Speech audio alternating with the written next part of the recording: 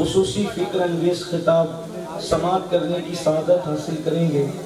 تھوڑی دیر کے لیے میں بھی آپ کے سامنے حاضر ہوں۔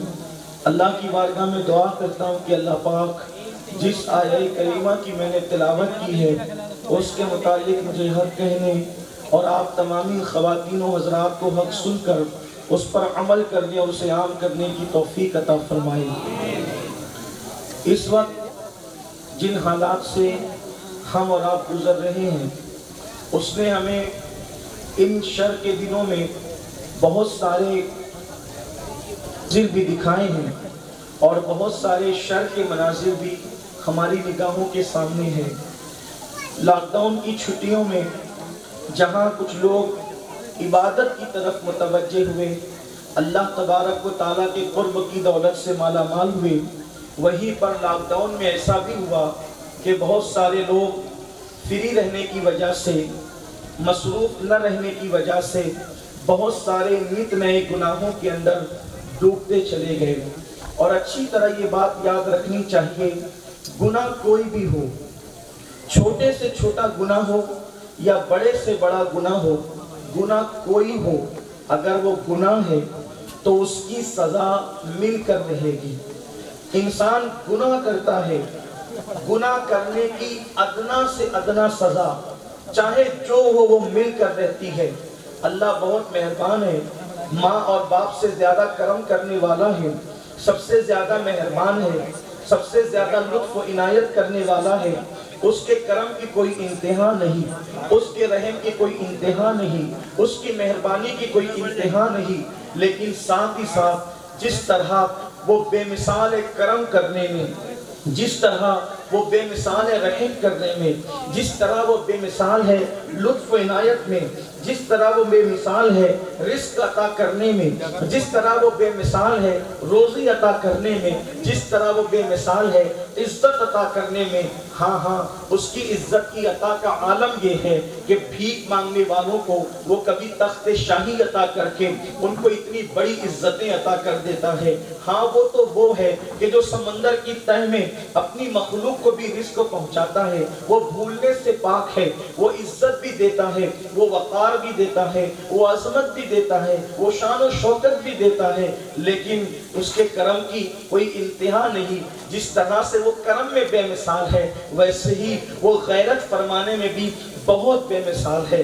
جب وہ غیرت فرماتا ہے، جب وہ کرم کرتا ہے تو فقیروں کو بادشاہ بنا دیتا ہے، اور جب وہ اپنی شان غیرت کا اظہار فرماتا ہے، شان قہاری اور جباری کا اظہار فرماتا ہے، تو پھر پاپ کی بنیاد پر، جرائم کی بنیاد پر، گناہوں کی بنیاد پر پھر بادشاہوں کو وہ بھیک مانگنے پر مجبور کر دیتا ہے۔ کہ آپ کو نہیں پتا میرے آقا صلی اللہ علیہ وآلہ وسلم کے پیارے دیوانوں، موسیٰ ابن نصیر یہ بہت بڑا نام ہے۔ طارق بن زیاد کی قوم کو جس نے اسلام کی دولت عطا کی، میں اپنے جوانوں کی خصوصی توجہ چاہتا ہوں۔ میرے آقا صلی اللہ علیہ وآلہ وسلم کے غلاموں ایک نام ہے موسیٰ ابن نصیر، جس نے اللہ اکبر طارق بن زیاد جیسی قوم کو، ان کی قوم کو ایمان کی دولت عطا کی، جس کو بربر قوم کہتے تھے۔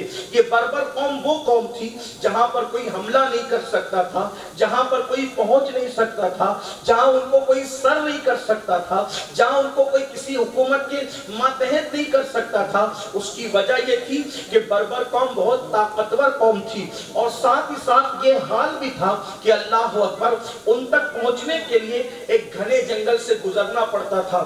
بڑی محنتیں تھی موسیٰ ابن نصیر کی۔ اور پھر آپ یہ بھی جانتے ہیں کہ اندلس جب فتح ہوا تو اندلس کے فتح کرنے میں حضرت طارق بن زیاد کے ساتھ ساتھ موسیٰ ابن نصیر کا بھی بہت بڑا ہاتھ تھا، ان کی بڑی محنتیں تھی۔ لیکن موسیٰ ابن نصیر سے کچھ ایسی غلطیاں ہوئی تھی، کچھ ایسی خطائیں ہوئی تھی کہ اس کے بعد اللہ اکبر وہ دنیا کا اتنا بڑا فاتح، وہ دنیا کا اتنا بڑا جرنیل، وہ دنیا دنیا کا اتنا بڑا سپہ سالار، اللہ اکبر، جس کا نام تاریخ میں سنہری حروفوں سے لکھا جانے والا تھا، اس کی کچھ غلطیاں ایسی ہوئی اس شخص سے کہ آخر کار وہ شخص جو ہے اللہ اکبر حج کے موقع پر میدان عرفات میں، میدان منی میں، میدان مزدلفہ میں یہ کہہ کر لوگوں کے پاس بھیک مانگتا تھا کہ میں اندلس کا فاتح ہوں اور میں بربر قوم کا فاتح ہوں، مجھے بھیک عطا کرو۔ آپ سے میں پوچھنا چاہتا ہوں وہ کتنے بڑے لوگ تھے، دور تابعین کے لوگ تھے، اگر ان سے غلطیاں سرزد ہو جائیں تو اتنے بڑے بڑے سپہ سالار بھیک مانگنے پر مجبور ہو جاتے ہیں۔ اس کا بیک گراؤنڈ کیا تھا، اس کا پس منظر کیا تھا، اس وقت تو مختصر سی گفتگو میں وہ ساری چیزیں پیش نہیں کی جا سکتی، لیکن تصویر کا صرف ایک رخ جو میری گفتگو سے متعلق ہے وہ میں اپنے جوانوں کو بتانا چاہتا ہوں۔ مجھے بتاؤ، جن کی محنتیں اتنی ہوں، جن کی قربانیاں اتنی ہوں، آپ مجھے بتائیں، جنہوں نے سینکڑوں لوگوں کو ایمان کی دولت عطا کی ہو، جنہوں نے ہزاروں لوگوں کو اسلام کی دولت عطا کی ہو، جنہوں نے اتنے سارے زخم اپنے جسم پہ برداشت کر کے اسلام کے پرچم کو بلند کیا ہو، اگر بتقاضے بشریت ان سے لغزشیں ہو جائے تو قدرت ان کو بھیک مانگنے پر مجبور کر دیتی ہے۔ میں اپنی قوم کے جوانوں سے پوچھنا چاہتا ہوں، مجھے بتاؤ، ہم نے کتنوں کو مسلمان بنایا، ہم نے کتنوں کو ایمان کی دولت عطا کی، ہم نے کتنوں کو نمازی بنایا۔ اللہ اکبر، نمازی بنانے والے، ایمان کی دولت عطا کرنے والے، دین کی خیرات لوگوں کو تقسیم کرنے والے، اگر ان سے لغزشیں ہو جائیں تو ان کی زندگی میں یوں زوال آتا ہے، ہمارے پاس تو خود نمازوں کا سرمایہ نہیں، ہمارے پاس تو خود عبادتوں کا سرمایہ نہیں، ہمارے پاس تو تقوی اور طہارت کا سرمایہ نہیں، ہم کسی کو ایمان کیا دیتے، ہم کسی کو ایمان کیا عطا کرتے؟ ہم نے تو اپنے گھر کے بچوں کو بھی ویسا مسلمان نہیں بنایا جیسا مسلمان اسلام انہیں دیکھنا چاہتا ہے، جیسا مسلمان انہیں قرآن دیکھنا چاہتا ہے، جیسا مسلمان مصطفیٰ جان رحمت دیکھنا چاہتے ہیں۔ مجھے بتاؤ، اتنی محنت کرنے والے، اتنے بڑے تقوی و طہارت کے حاملین، اگر ان سے لغزشیں ہو جائیں تو ان کی زندگی میں یوں زوال آتا ہے۔ اگر ہم سے غلطیاں ہوں، ہم گناہ کریں، ہم جرائم کریں، ہم برائیاں کریں، ہمارے زوال کا انجام کیا ہوگا؟ مجھے بتاؤ، یہاں سے لے کر وہاں تک میری قوم کے جوان لاک ڈاؤن کے فری اوقات میں، جبکہ ان کو کوئی کاروبار کی مصروفیت نہیں، جبکہ ان کو کوئی محنت اور مزدوری کا معاملہ نہیں، اللہ اکبر، کوئی گیم کی طرف گیا، کوئی تاش کے پتوں کی طرف گیا، کوئی شراب کی طرف گیا، کوئی زنا کی طرف گیا، کوئی جرائم کی طرف گیا، اللہ اکبر، جتنا گیم، اللہ اکبر، آج سے 202 سال پہلے، آج سے 202 سال پہلے تک جو کھیلا نہیں گیا تھا، 2 سال کے اندر اتنے گیمز کھیلے گئے، اتنا جوا کھیلا گیا۔ ہونا تو یہ چاہیے تھا کہ اتنی بڑی مصیبت آئی تھی، لوگ اللہ کی طرف رجوع کرتے۔ آپ اندازہ کریں رجوع کرنے والوں کی تعداد کتنی ہے اور جرائم کرنے والوں کی تعداد کتنی ہے۔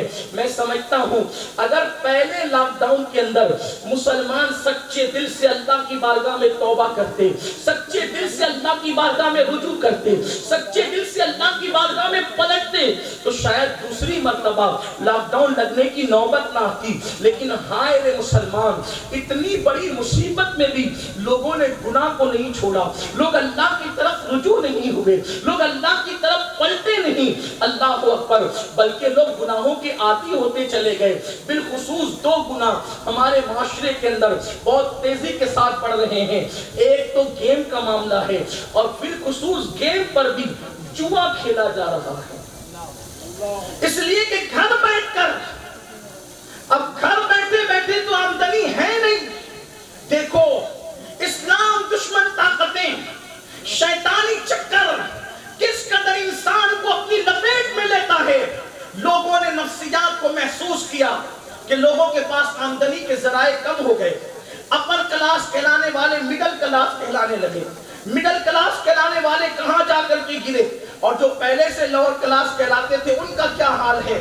اللہ اکبر، لوگ بھوکے ہیں، لوگ تڑپ رہے ہیں، لوگ مان کے لیے سسکیاں لے رہے ہیں۔ ایسے میں انٹرنیٹ پر نت نئے گیمز کا آغاز کر دیا گیا تاکہ مفت میں پیسہ کماؤ۔ یاد رکھیں ہم مسلمان ہیں، کم سے کم مسلمان ہونے کا خیال کرو، ہمارا ایمان ہے، اللہ تبارک و تعالی رزاق کے مطلق ہے. حرام کام کی طرف جانے والوں، گیمز کے ذریعے سے جوئے کی طرف جانے والوں، جس اللہ نے ماں کے پیٹ میں ہمیں غذا دی، مجھے بتاؤ ماں کے پیٹ میں کیا باپ کھلا سکتا تھا؟ ماں کے پیٹ میں کیا ماں کھلا سکتی تھی؟ ماں کے پیٹ میں کیا دادی دادا کی طاقت بھی کھلانے کی؟ جہاں سوئی کی نوک نہیں جا سکتی تھی، جہاں ہوا کا گزر نہیں ہو سکتا تھا، جہاں کسی کی رسائی نہیں ہو سکتی تھی، وہاں بھی رب محمد نے ہمیں روزی عطا کی. جو ماں کے پیٹ میں کھلانے کی طاقت رکھتا ہے، کیا دنیا میں پیدا کر کے وہ ہمیں بھول جائے گا؟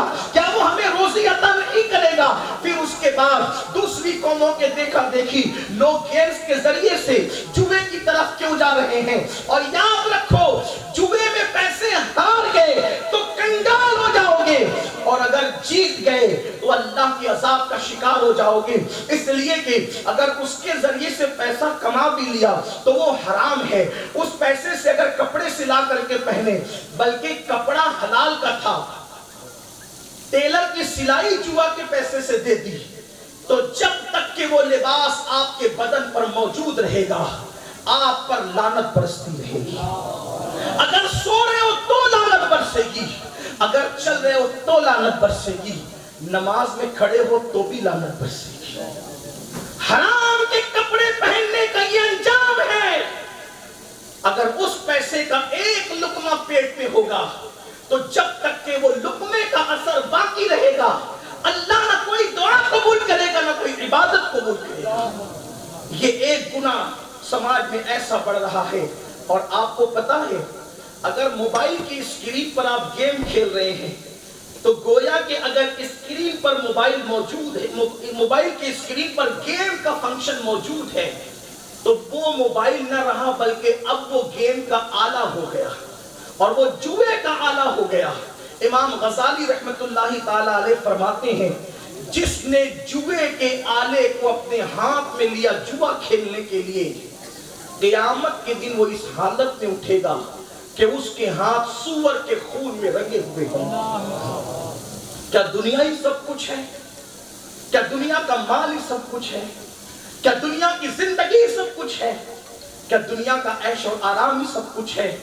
مسلمان ہونے کی حیثیت سے ہم اتنا تو سوچتے ہیں کہ یہ دنیا ہمیشہ رہنے کی جگہ نہیں ہے. اپنے کندھوں پر درجنوں میت کو قبرستان لے جا کر کے دفن کرنے والوں، کورونا کی مہاماری میں اٹھتے ہوئے جنازوں کو دیکھنے والوں، کیا اب بھی لوگ عبرت حاصل نہیں کرتے؟ قرآن کہتا ہے فَاعْتَبِرُوا يَا أُولِي الْأَبْصَارِ، اے آنکھ والوں عبرت حاصل کرو. تو ایک تو جوا کی طرف، اچھا پہلے لوگ جوا کھیلتے تھے تو ڈرتے تھے، کیونکہ جوا کھیلنے کے لیے جوا کے اڈے تک جانا پڑتا تھا. وہاں کوئی دیکھ بھی لے سکتا تھا، وہاں کوئی پکڑ بھی سکتا تھا، وہاں بے عزتی بھی ہو سکتی تھی. جب سے موبائل پر جوئے کے گیمز آ گئے، اب چپکے سے گھر میں بیٹھ کر کے تنہائی میں آدمی کھیل رہا ہے. احساس ہی نہیں رہا کہ ہم کیا کر رہے ہیں. آپ مجھے بتاؤ، یہ سور کے خون میں اگر کسی کے ہاتھ قیامت کے دن رنگے ہوں گے، نقصان کتنا بڑا ہے. ابھی قبلہ امیر سنی دعوت اسلامی تشریف لانے والے ہمارے قائد، ہمارے امیر نیک ہے، پرہیزگار ہے، اللہ کے نیک بندوں میں سے اہل علم ہیں، اللہ کے دین کی خدمت کرتے ہیں.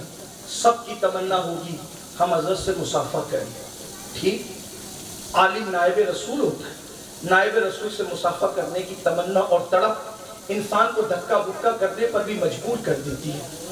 اب آپ مجھے بتائیں، جس وقت تو مصافحہ ہو رہا حضور امیر محترم سے، اور اگر آپ کے ہاتھ میں کیچڑ لگا ہوا ہو اور کیچڑ میں آپ کے ہاتھ بھرے ہوئے ہوں، تو کیا آپ کسی عالم سے، کسی نائب رسول سے مصافحہ کرنے کی جسارت کر سکتے؟ اس سے مصافحہ کرنے کی طاقت رکھ سکتے؟ نہیں. اگر کیچڑ میں یا کالک میں ہاتھ بھرے ہوئے ہوں، ہاتھ میں کالک پوت دی گئی ہو، تو آپ دور کھڑے رہیں گے، حسرت بری نگاہ سے دیکھتے رہیں گے، کاش میرے ہاتھوں میں کالک نہ ہوتی تو میں بھی عالم دین سے مصافحہ کرتا، میں بھی سادات کرام سے مصافحہ کرتا، نائب رسول سے، آل رسول سے مصافحہ کرتا، امام لوگوں سے مصافحہ کرتا، بزرگوں سے مصافحہ کرتا۔ اگر کالک لگی ہو جو کہ ناپاک نہیں، کیچڑ لگا ہو جو کہ ناپاک نہیں، تو آپ اس ہاتھ کو عالم کے ہاتھ میں دینے کی ہمت نہیں کرتے۔ جوا کھیلنے والوں، تنہائی میں بیٹھ کر اپنے موبائل پر جوا کھیلنے والوں، جب قیامت کے دن مصطفیٰ جان رحمت امت کو یہ شرف عطا کر رہے ہوں گے کہ غلام قطار میں کھڑے ہوں گے اور مصطفیٰ جان رحمت اپنے پیارے پیارے نرم نرم خوشبودار ہاتھوں کو اپنی امت کے ہاتھ میں دے کر ان سے مصافحہ کر رہے ہوں گے، اور جوا کھیلنے والوں کے ہاتھ سور کے خون میں رنگے ہوئے ہوں گے، تو بتاؤ اس وقت پچھتاوے کا عالم کیا ہوگا، اس وقت حسرت کا عالم کیا ہوگا، اس وقت ندامت کا عالم کیا ہوگا۔ میرے آقا صلی اللہ علیہ وسلم کے پیارے دیوانوں، ایک روٹی پیٹ بھر کے تو کتے کو بھی مل جاتی ہے، کتا بھی بھوکا نہیں مرتا، بکریوں کو بھی چارہ مل جایا کرتا ہے، بکریاں بھی بھوکی نہیں مرتی، چھوٹے چھوٹے پرندوں کو بھی دانے مل جایا کرتے ہیں، پرندے بھی بھوکے نہیں مرتے۔ اے انسان، کیا تیری فکر کتے سے بھی غیر گزری ہو گئی؟ اے انسان، کیا تیری فکر بکریوں سے بھی غیر گزری ہو گئی؟ آپ کہتے ہیں مولانا بڑی تکلیف ہے، جوا کھیل کر پیسے نہ کمائے تو بچوں کا کیا ہوگا، اپنا کیا ہوگا؟ میں کہتا ہوں چاروں کی دکان بند ہو گئی تھی تو کیا لاک ڈاؤن کے ماحول میں بکریوں کا چارہ نہیں ملا؟ چلیے اگر نہیں ملا تو کیا بکریوں نے گوشت کھانا شروع کر دیا یا کتے نے چارہ کھانا شروع کر دیا؟ آپ مجھے بتاؤ، لاک ڈاؤن کے ماحول میں جب چارے کی کمی ہو گئی، گوشت کی کمی ہو گئی، تو کتے کو کبھی تم نے چارہ کھاتے دیکھا؟ کتے کو کبھی گھاس کھاتے دیکھا؟ یا بکری کو کبھی گوشت کھاتے دیکھا؟ نہیں نہیں، بکری کو خیال ہے میرے اللہ نے میری جو غذا بنائی ہے میں نے وہی کھانا ہے، اس کے سوا اور میں منہ نہیں ڈالنا۔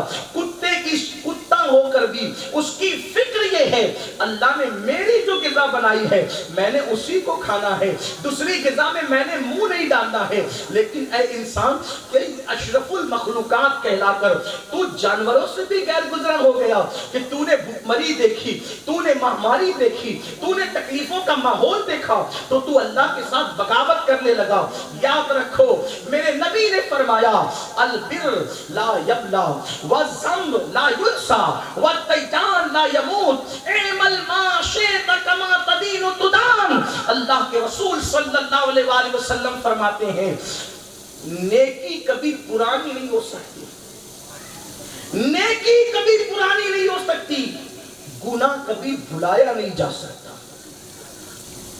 اور بدلہ دینے والا رب جس نے نیکی پر جزا دینا ہے اور گناہ پر سزا دینا ہے، اس خدا کو کبھی موت نہیں آئے گی، صلہ دینے والے رب کو کبھی موت نہیں آئے گی۔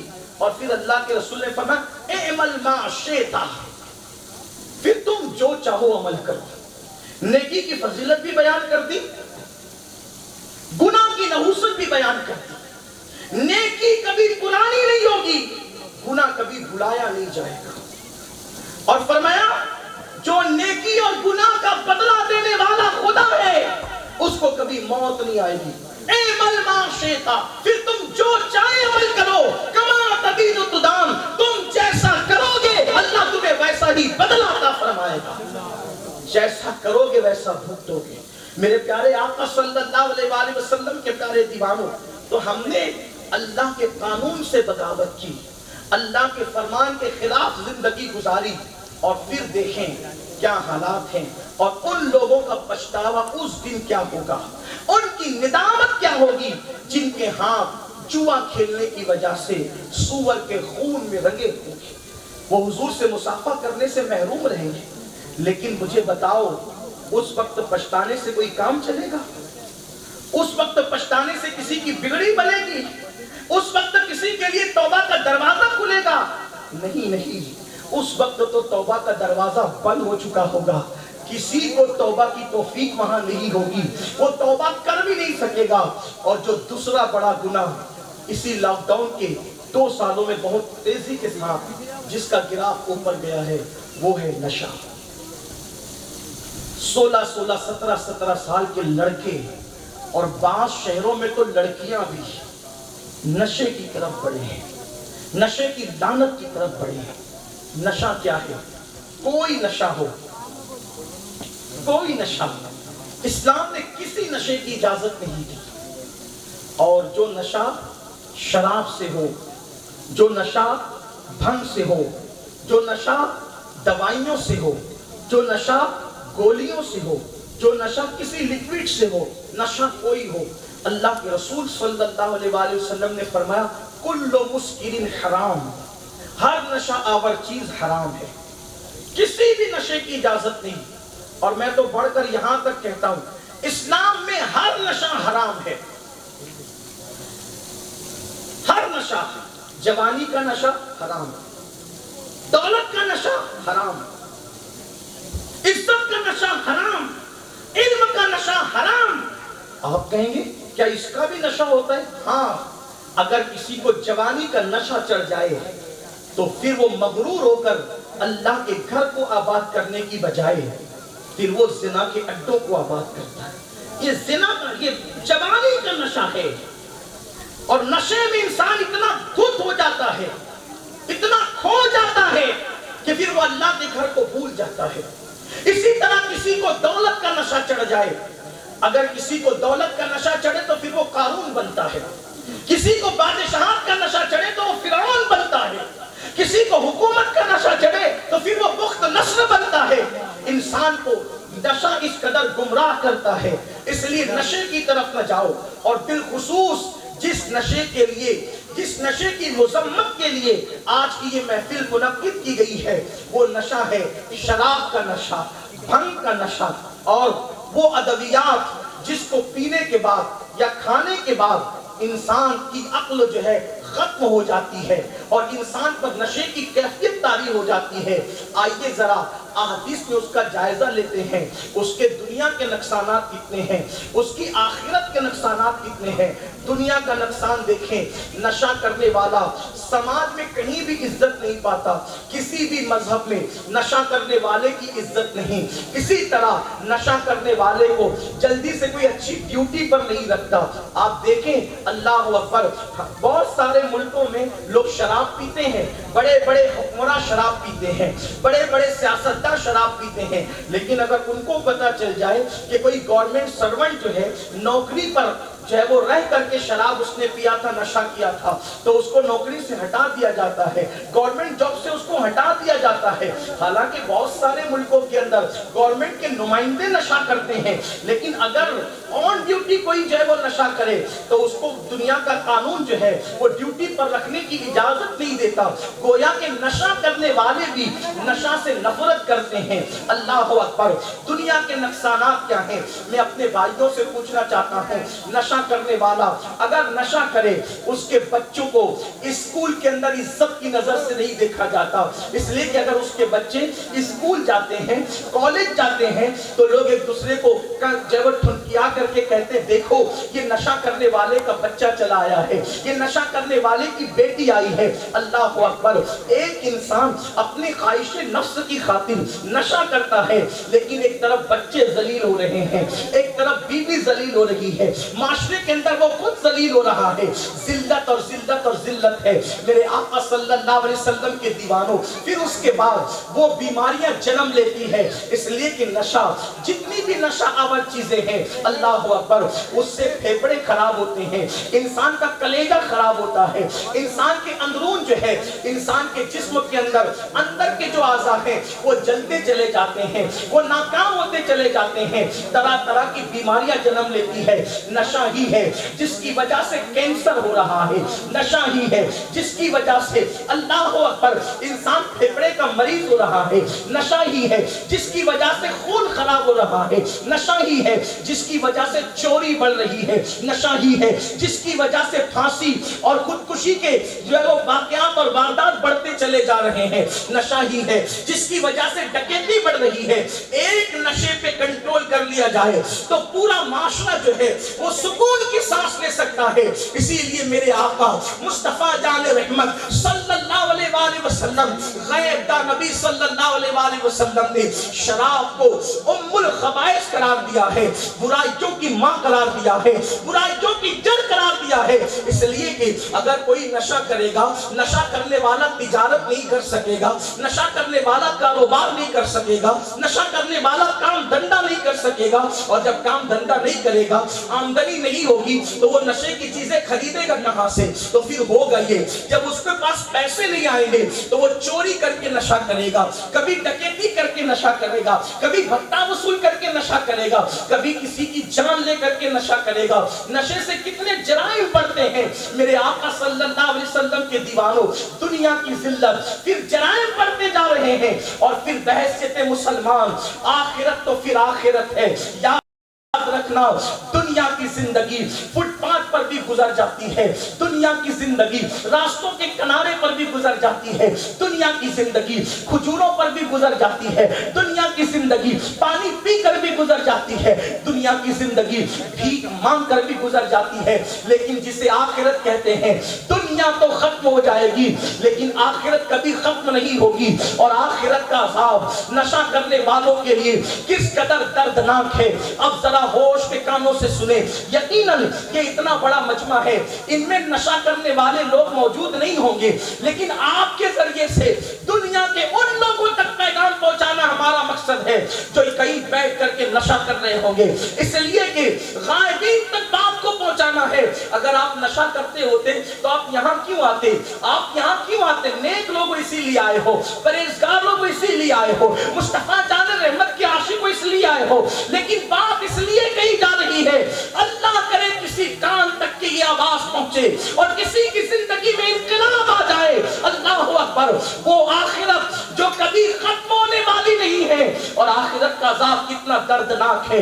آئیے پہلے قبر کے مراحل کی طرف چلتے ہیں۔ جو لوگ دنیا میں نشہ کرتے ہیں، جب ان کو ان کی قبر میں رکھا جاتا ہے، مصطفیٰ جان رحمت جو قبر کے احوال بھی جانتے ہیں، قبر کے حالات بھی جانتے ہیں، میرے اور آپ کے آقا مصطفیٰ جان رحمت صلی اللہ علیہ وآلہ وسلم نے ارشاد فرمایا، جس نے دنیا میں شراب کا صرف ایک گھونٹ پیا ہوگا، صرف ایک گھونٹ، اور پھر وہ توبہ کیے بغیر مر گیا ہوگا،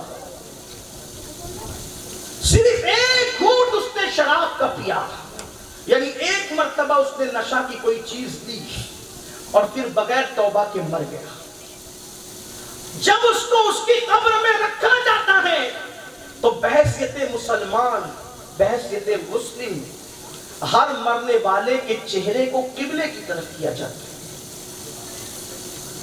سر ہندوستان میں شمال کی طرف ہوتا ہے اور پیر جنوب کی طرف ہوتا ہے، اور چہرہ مغرب کی طرف کیا جاتا ہے جدھر قبلہ ہے۔ ٹھیک اس شان سے کسی مومن کو دفن کرتے ہیں، چہرہ قبلے کی طرف پھیر دیتے ہیں۔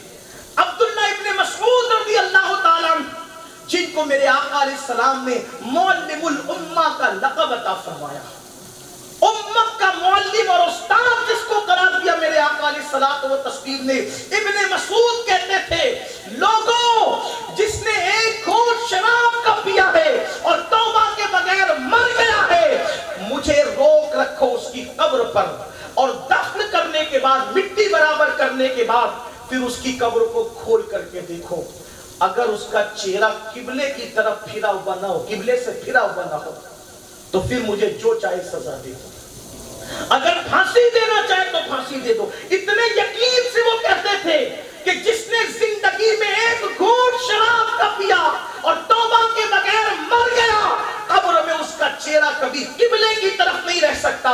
مجھے بتاؤ، قدرت مرنے کے بعد جس کو قبر میں قبلے کی طرف چہرہ کرنے نہ دے، کیا اس کو جنت میں داخل کیا جائے گا؟ بلکہ نشہ کرنے والوں کا تو حال یہ ہوتا ہے کہ اکثر نشہ کرنے والے جب مرتے ہیں تو مرنے سے پہلے ان کا ایمان چھین لیا جاتا ہے۔ کئی واقعات ہیں، نشے کی گولی کھانے سے پہلے، نشے کا لکوڈ پینے سے پہلے، شراب کا پیالہ منہ کے قریب لے جانے سے پہلے، شراب، نشے کا انجیکشن اپنے جسم میں ڈالنے سے پہلے ذرا اپنے ایمان کا خیال کرنا، ذرا اپنی آخرت کا خیال کرنا، ذرا اپنی قبر کا خیال کرنا۔ سید الطائفہ حضرت سیدنا جنید بغدادی رضی اللہ تعالیٰ عنہ، طاؤس العلماء جن کو کہا جاتا ہے، سید الطائفہ جن کو کہا جاتا ہے، یہ غوث پاک رضی اللہ تعالیٰ عنہ کے پیروں کے بھی پیر ہیں۔ فرماتے ہیں میرے پڑوس میں ایک بہت بڑا محدث اور بہت بڑا عالم رہتا تھا، عالم اور محدث رہتا تھا۔ دھیان دینا، توجہ سے سننا، اللہ کرے کسی کے دل میں بات ہو۔ عالم، محدث، اتنی بڑی ہستی، کہتے ہیں اس کو نزع اور سکرات کا وقت آیا، موت قریب آئی، اور یہ بات بھی یاد رکھنا، ایمان پر خاتمہ کس کا ہوگا اور کس کا نہیں ہوگا اس کی کوئی گارنٹی نہیں۔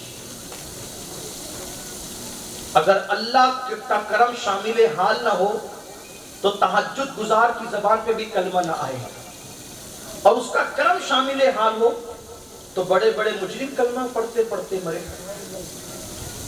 ایمان پر خاتمے کی اہمیت کیا ہے سنیے۔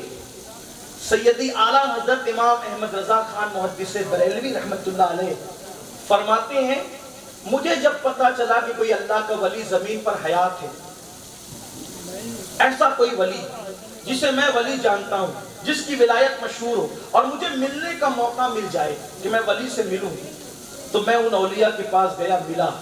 لیکن جب انہوں نے مجھ سے کہا کہ کہو تمہارے لیے کیا دعا کروں، جن کو میں ولی سمجھتا تھا، اور میری ان سے ملاقات ہوئی، اور پھر انہوں نے مجھ سے کہا کہ احمد رضا یہ بتاؤ میں تمہارے لیے کیا دعا کروں، کیا دعا کرائی جا سکتی تھی؟ ہمیں کوئی مل جائے، ہم اس سے کہتے ہیں بچہ ہو جائے، بیٹا ہو جائے، علم مل جائے، یہ مل جائے، وہ مل جائے۔ امام احمد رضا محدث بریلوی جن کو اللہ نے 108 علوم و فنون میں مہارت عطا کی تھی، ان کے دور میں عرب و عجم میں ان جیسے علماء بہت کم پائے گئے۔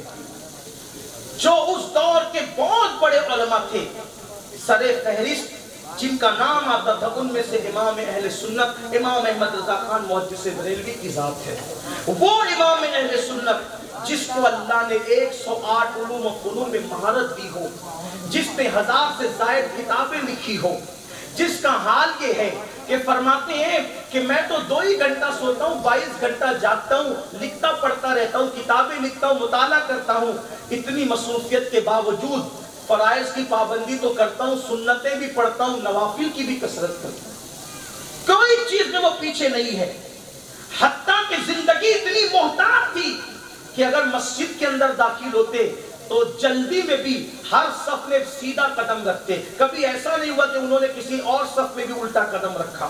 یہ احتیاط کی زندگی کی، لیکن فرماتے جہاں گیا اور مجھے ایسا لگا کہ یہاں قبولیت کا کوئی مرکز ہے، کوئی آثار ہے قبولیت کے، اور اللہ کا ولی کوئی ہے اور وہ کہہ رہا ہے کہ بولو تمہارے لیے کیا مانگوں، کیا دعا کروں، تو امام احمد رضا کہتے تھے میں نے جتنے اولیاء سے ملاقات کی میں نے ان سے ایک ہی دعا کروائی کہ دعا کرو کہ احمد رضا کا خاتمہ ایمان پر ہو جائے۔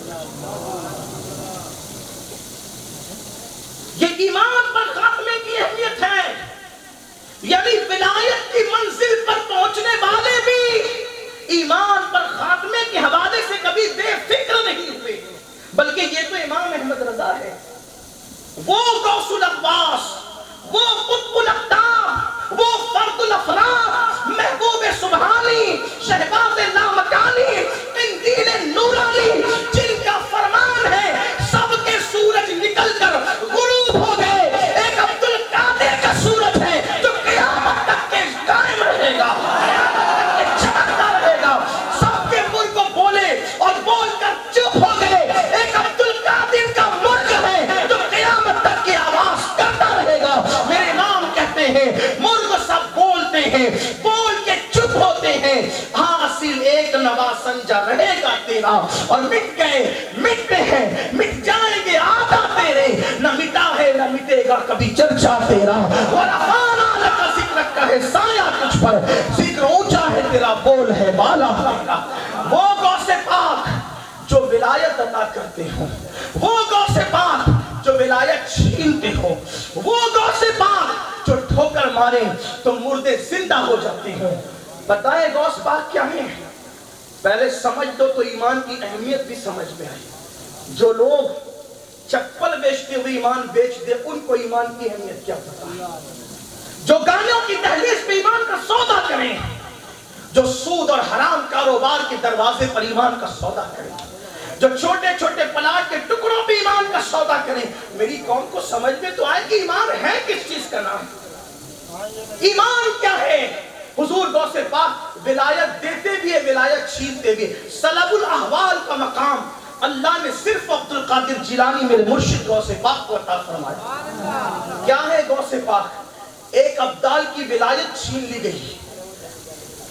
ایک ابدال کی، ابدال اس کو کہتے ہیں جن کے صدقے بارش برستی ہے، جن کے صدقے اناج پیدا ہوتا ہے، جن کے صدقے مصیبتیں ٹلتی ہے، وہ ابدال ہوتے ہیں۔ اور ایک ابدال سے کچھ ایسا ہو گیا کہ اللہ نے ان سے ولایت چھین لی۔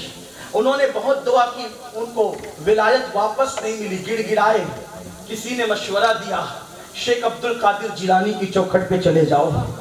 وہ ابدال وہاں گئے اور جا کر صرف غوث پاک کی چوکھٹ چوم لی تو اللہ نے فرمایا جو مقام پہلے تھا اس سے بڑھ کر تجھے عطا کیا۔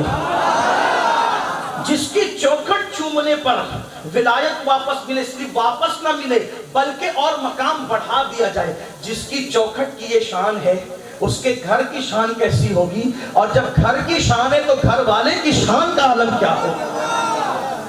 اگر بات ان کی آ گئی ہے تو ایک بات آپ کو اور عرض کروں۔ ایک شخص جو غوث پاک کا مرید تھا،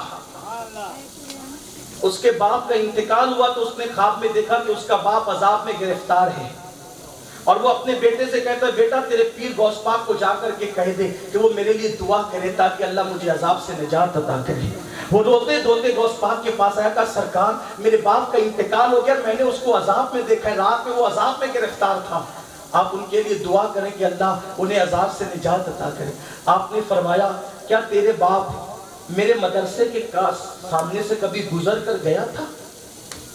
تیرا بابا کبھی میرے مدرسے کے سامنے سے گزر کے؟ ہاں حضور وہ آپ کے مدرسے کے سامنے سے گزر کے گیا تھا۔ گردن جھکا لی، کچھ نہیں کہا، گردن جھکا لی۔ دوسرے دن اس کا بیٹا خوشی خوشی آیا، کہنے لگا حضور آج میں نے میرے باپ کو جنت کے باغوں میں ٹہلتے دیکھا، اور میرے باپ نے کہا سرکار عبد القادر جیلانی کا شکریہ ادا کر دینا، اللہ نے ان کی دعا کی برکت سے میری مغفرت فرما کر مجھے جنت عطا کی۔ اور دعائے مغفرت کیا تھی؟ مدرسے کے سامنے سے گزر گئے، اسی نسبت پر غوث پاک کی چوکھٹ کے سامنے سے گزر گئے، اسی نسبت پر اللہ نے عذاب سے نجات عطا کر دی۔ جس کو شان یہ ملے کہ ولایت دے، ولایت لے، جس کی چوکھٹ چوم کر ابدالوں کی ولایت واپس ہو جائے، جو ٹھوکر مار کے مردوں کو زندہ کر دے، وہ غوث پاک رویا کرتے تھے۔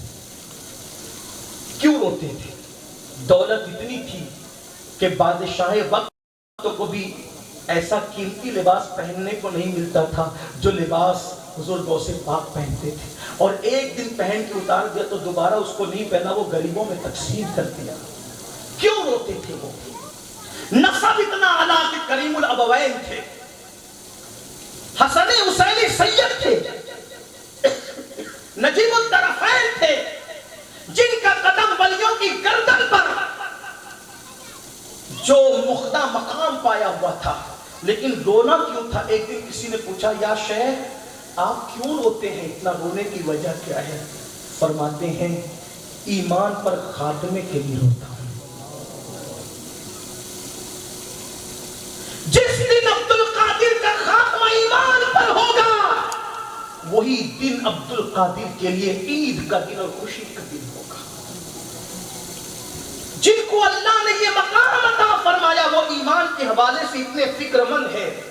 اور اب سنو، جو لوگ نماز بھی نہ پڑھیں، جو لوگ جنابت کا غسل بھی کئی کئی دن تک نہ کریں، جو لوگ موبائل پر گندی فلمیں دیکھیں، جو لوگ مسجد کے زینے پہ بیٹھ کے بھی نماز کو ترک کریں، جو مسجد کے پڑوس میں رہ کر بھی نماز نہ پڑھیں، جن کا حال یہ ہے کہ داڑیاں مڈا کر گٹروں میں پھینکیں، جن کا حال یہ ہے کہ سود کے حرام لقمے حلق کے نیچے اتاریں، جن کا حال یہ ہے کہ شادی کے موقع پہ جگہ میں اپنے گھر کی عورتوں کو گھر کے آنگن میں نچائیں، انہیں یہ غرور ہے کہ ہم جنت میں نہ جائیں گے تو جنت میں کون جائے گا؟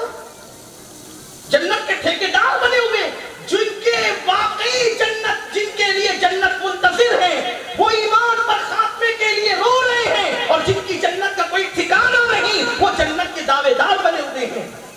سید الطائفہ حضرت جنید بغدادی فرماتے ہیں، وہ میرے پڑوس میں رہنے والا عالم اور بہت بڑا محدث تھا، اس کو سکرات ہوئی یعنی موت کا وقت قریب آیا، تو میں نے سوچا کہ پڑوسی ہے، متقی بھی ہے، پرہیزگار بھی ہے، عالم بھی ہے، بڑا محدث بھی ہے، میں نے سوچا کہ سکرات میں اس کے پاس چلنا چاہیے، جانا چاہیے۔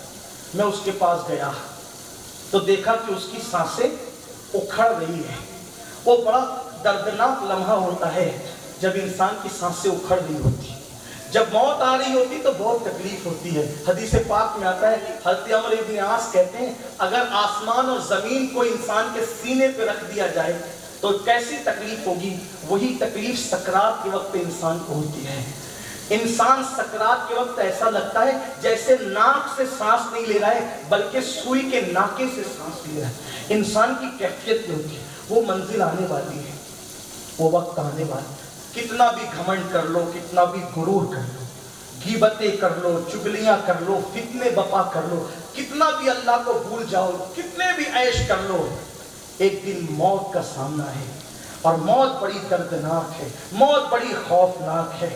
بلکہ کسی کے پیٹ کے اندر اگر ببول کے کانٹوں کا درخت ڈال کر نیچے سے کھینچا جائے، کوئی طاقتور انسان کھینچے تو اس کے پیٹ کی جو تکلیف کا عالم ہوتا ہے اس سے زیادہ روح کے نکلتے وقت انسان کو تکلیف ہوتی۔ سانسوں کا اکھڑنا اور پیاس کا لگنا اور سینے کا زمین اور آسمان کے وزن سے بوجھل ہو جانا اور انسان کا دم گھٹنا، اور ایسے میں انسان کی کیا کیفیت ہوگی، انسان کی جھنجھلاہٹ، اس کا چڑچڑا پن، اس کی حالت کیا ہوگی۔ مسلمانوں اپنے حال پہ رحم کرو، اس منزل سے گزرنا ہے۔ حرام کام کرنے سے پہلے، گانے سننے سے پہلے، گناہ کرنے سے پہلے، جرائم کرنے سے پہلے، پاپ کرنے سے پہلے، اور ہاتھ جوڑ کر عرض کروں برا نہ مانے تو زنا کے اڈوں پہ جانے سے پہلے، عورتوں پر پاپ کی نظر ڈالنے سے پہلے، ہاتھوں میں موبائل لے کر کے گندے گندے مناظر کو رات کے 3 بجے تک دیکھ کر اپنی آنکھوں کو پاپ میں بھرنے سے پہلے ذرا موت کے اس منظر پر تو نظر ڈال دیا کرو، موت کے اس منظر کو تو دماغ میں لایا کرو کہ وہ کیفیت، اللہ اکبر، 5 کلو کا وزن اگر سینے پہ رکھ دیا جائے، ارے اگر اپنا بچہ 2 سال کا سینے پہ بیٹھ جائے تو تھوڑی دیر کے بعد ہم اس کو اتار کر کے دور رکھ دیتے ہیں۔ بچے کا وزن سینے پہ برداشت نہیں ہوتا۔ صحت کے موقع پر جب موت آ رہی ہوگی اور سانسیں اکھڑ رہی ہوگی تو اس وقت زمین اور آسمان کا وزن کے برابر جب سینے پہ رکھا جائے گا، اس وقت ہمارا کیا بنے گا، اس وقت ہماری حالت کیا ہوگی۔ مسلمانوں آخرت کو نہ بھولو، آخرت کو فراموش نہ کرو۔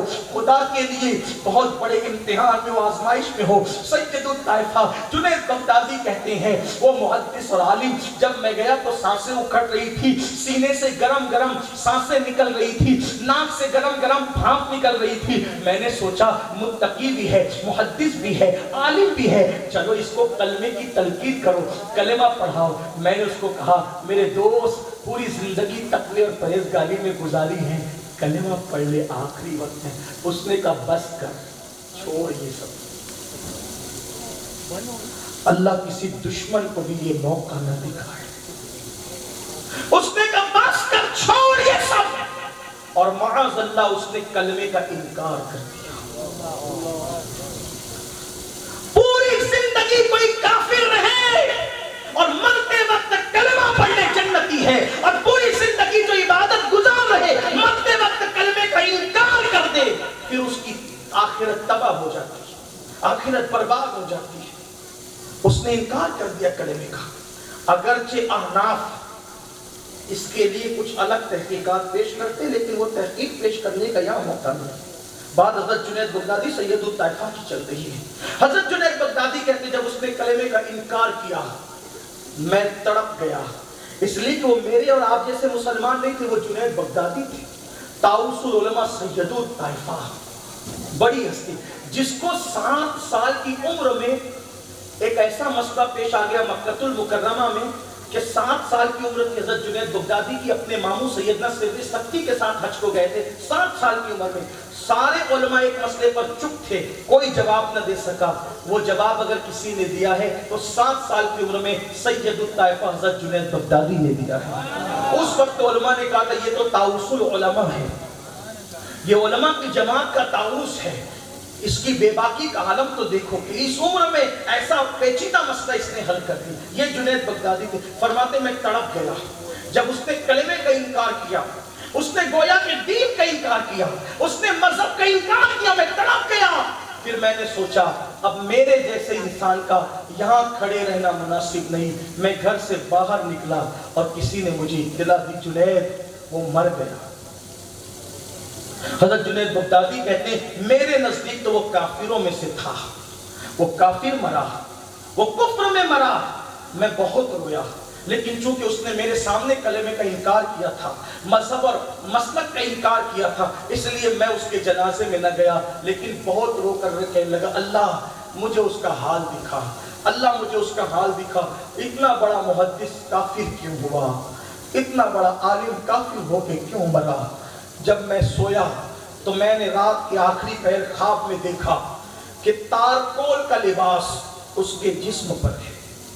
تارکول سمجھتے؟ اپنی زبان میں سمجھانے کے لیے بتاؤں، ڈامر جس کو ہم کہتے ہیں، ڈامر، ڈامر کا لباس، اور وہ بھی جہنم کا پگھلا ہوا ڈامر، ڈامر کا لباس. یہ بات علامہ ابن عبد الرحمن جوزی نے لکھی ہے جو میں آپ کے سامنے پیش کر رہا ہوں. یعنی کسی چھوٹے موٹے آدمی کی لکھی ہوئی بات نہیں ہے، ابن الجوزی نے لکھی کہ سید الطائفہ کہتے ہیں کہ تارکول کا ڈامر کا لباس اس کے جسم پر تھا، اور اس کے پیروں میں آگ کی جوتیاں تھی، اس کے بدن پر آگ کا لباس تھا. میں نے پوچھا تو نمازی بھی تھا، تو متقی بھی تھا، تو پرہیزگار بھی تھا، تو عبادت گزار بھی تھا، اور صرف تو عابد ہی نہیں تھا، تو بہت علم والا تھا، اتنا بڑا محدث تھا، تو کافر کیسے ہو گیا؟ اللہ کے لیے مجھے بتا تاکہ میں عبرت حاصل کروں، میں وہ گناہ تو پتا کروں تیرا، میں وہ جرم تو پتا کروں تیرا کہ آخر تو کرتا کیا تھا. کیونکہ اللہ کسی کا ایمان یوں ہی نہیں چھینتا، اللہ کسی سے نعمت یوں ہی نہیں چھینتا، کوئی بے ایمان یوں ہی نہیں مرتا. تیرا ایمان کیوں چھینا گیا؟ اس کے پیچھے وجہ کیا تھی بتا. تو اس محدث نے جو بات بتائی، ایمان والے دلوں پہ ہاتھ رکھ کر کے سن لیں. تنہائی میں کچھ بھی کر رہے ہو، کوئی دیکھے نہ دیکھے، اللہ دیکھ رہا ہے. سب کی نظر سے چھپ سکتے ہیں، رب کی نگاہ سے نہیں چھپ سکتے، اس کی نگاہ قدرت سے نہیں چھپ سکتے. جس وقت سید الطائفہ جنید بغدادی نے کہا کہ تو نے کیا ایسا گناہ کیا تھا کہ تیرا ایمان تجھ سے مرتے وقت چھینا گیا، تو اس نے حضرت جنید بغدادی کو بتایا جنید میں ایک ایسی بیماری میں مبتلا ہوا کہ اس کا علاج بغداد کے حکیم اور طبیبوں کے پاس نہیں تھا. تو میں ایک عیسائی حکیم کے پاس گیا، اس نصرانی طبیب کے پاس گیا، اور اس طبیب کے پاس جانے کے بعد میں نے اس کو اپنی بیماری بتائی. تو اس نے مجھے کہا کہ تیری بیماری کے لیے کوئی دوا نہیں ہے، تیری بیماری کی ایک ہی دوا ہے کہ تو سال میں ایک مرتبہ، سال میں ایک بار شراب کا ایک کٹورا بھر کے پی لیا کر، سال بھر تیری صحت اچھی رہے گی. پھر دوسرے سال بھی ایک کٹورا پینا ہوگا، تیسرے سال بھی ایک کٹورا پینا ہوگا. اسی طرح سال میں ایک کٹورا تیری اس بیماری کی رکاوٹ کا سبب بن سکتا ہے. وہ محدث کہتا ہے میں چھپ کر بطور دوا، میں چھپ کر بطور دوا، میں چھپ کر، میرے جملوں پہ توجہ کریں، میں چھپ کر بطور دوا اکیلے میں ایک کٹورا شراب اپنی بیماری کو روک لگانے کے لیے پی لیا کرتا تھا. سال میں ایک کٹورا شراب پینے کی یہ نحوست ہوئی کہ جب مرا تو مرنے سے پہلے ایمان چھین لیا گیا. اتنا بڑا عبادت گزار محدث اگر بطور دوا ایک کٹورا شراب سال میں ایک بار پیے، وہ بھی کسی حکیم اور طبیب کے مشورے پر، تو اس کا ایمان مرتے وقت چھینا جا سکتا ہے۔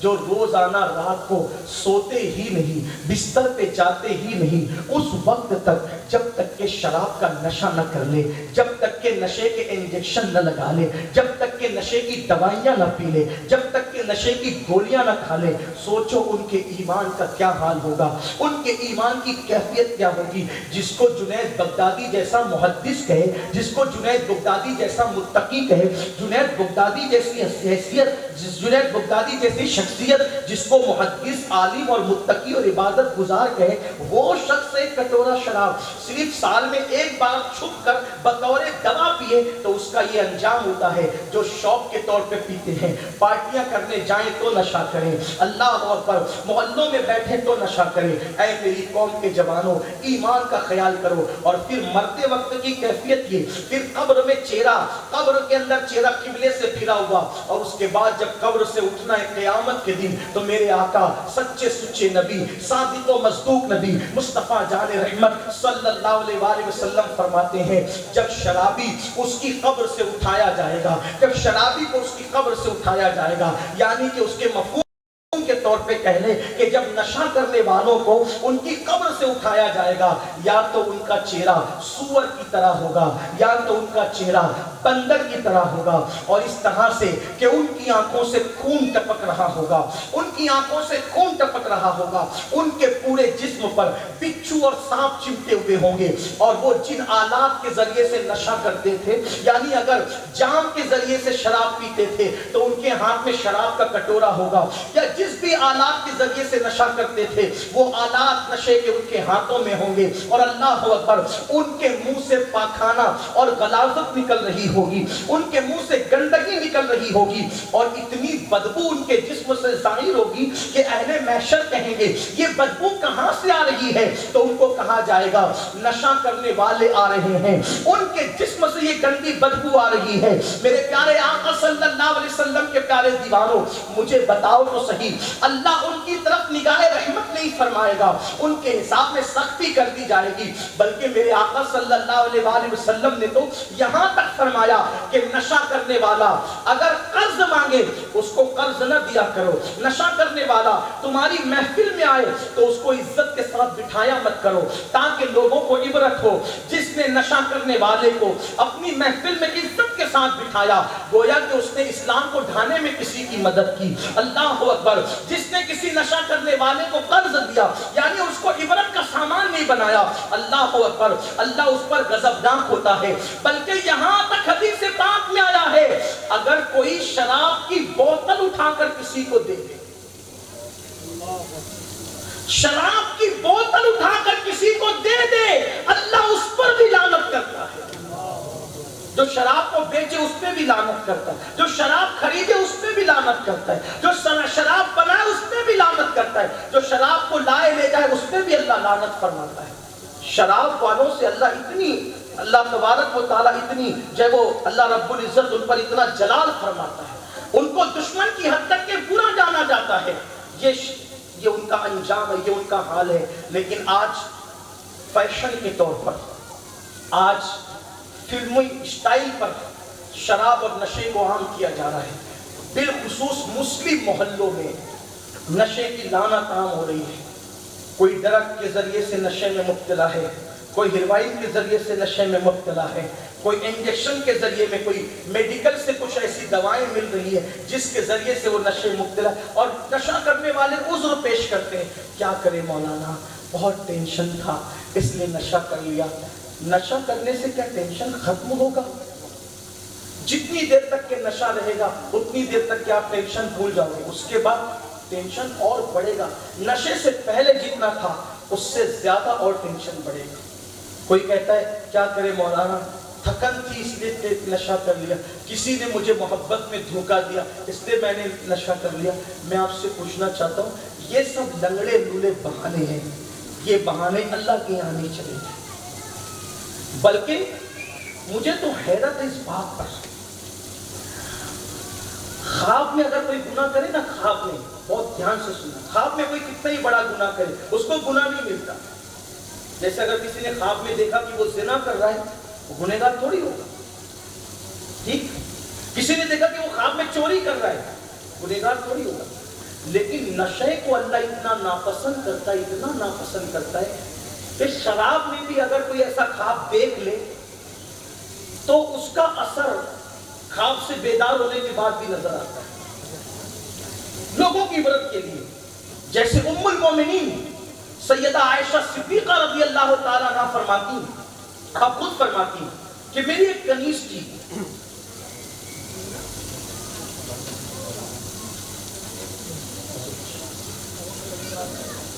آپ جگہ دے دیں تشریف لیں.